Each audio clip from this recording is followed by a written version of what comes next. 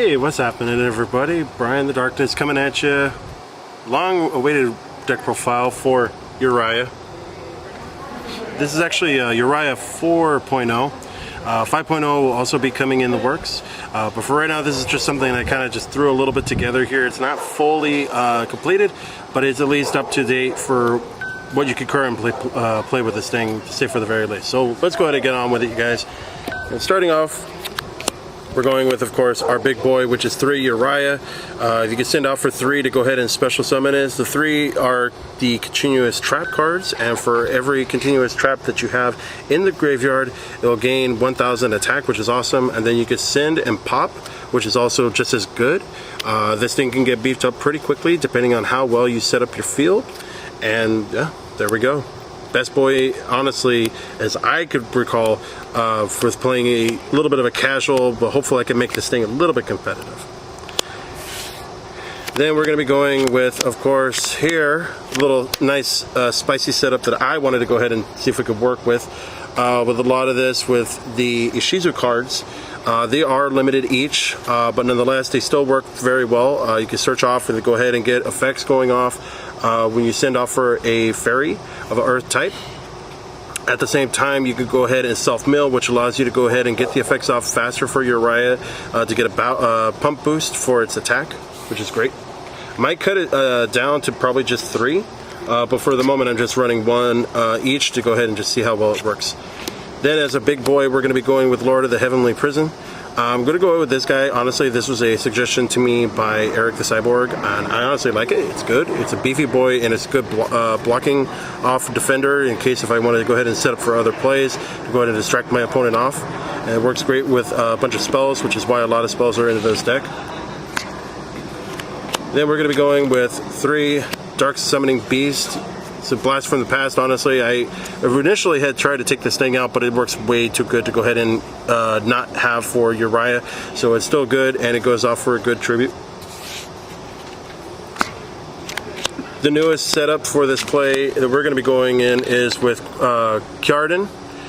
This one is awesome. I still have to read off for the effect here, but with this normal summon, you can set a continuous trap from your hand or graveyard. It can be activated the turn. You activate this effect. Face-up traps you control cannot be destroyed by opponent's card effects, which is really, really awesome.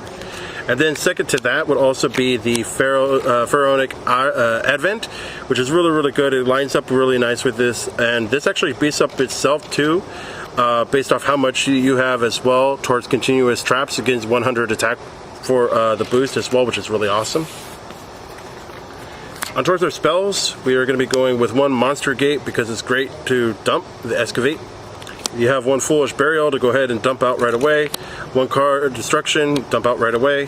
And then you have 2 Magic Planners because we have continuous traps, so we want to be able to utilize that for our effects to get the traps into the graveyard so we can pump up our Uria. As far as our traps, we're going to be going with 3 Hyper Blaze. You already know what this thing does. I don't go into self-explanatory towards this thing here, but it utilizes to get Uria's effects off right off the bat, ignoring the summoning conditions, which is really, really awesome. Then we're going to be going with 2 Metal Reflex Slime. I would put it into a 3rd, but I didn't have time to throw it in there, but I definitely will. Towards 5.0, I'll definitely put it in there. Newest card, Apophis of the Swamp Deity. This thing is awesome. It allows you to go ahead and get negates off right off the bat with your continuous traps, which is really, really good, which is why I'm actually going to pump this deck up all the way up to 60 cards in the next deck profile, because we could use such effect with the negation to go ahead and use to our advantage. Then we're going to be going with 3 Tiki Curse. It's better than Tiki Soul, honestly. It turns itself into a monster, and then you can go ahead and send it at the same time to get out Uria. 2 Anguish Pattern, Statue of the Anguish Pattern. It's always good to have that. I had it at a 3, cut it out. It's all good. And we have 3 Angel Statue. It's always good to have the Angel Statue. 2 Gravedigger Draft Hole. I like this card, honestly. It is a very underrated card, to say for the very least, because we have a lot of hand traps into the game. You can use that, utilize that towards your effect to go ahead and get rid of that pesky problem, and you can burn your opponent for 2,000, which is always fun. Then we have the 3 Solemn Judgment again. We could use that off from Hyper Blaze to go ahead and get the effects. and we're using 2 booby trap E because it helps with the continuous traps.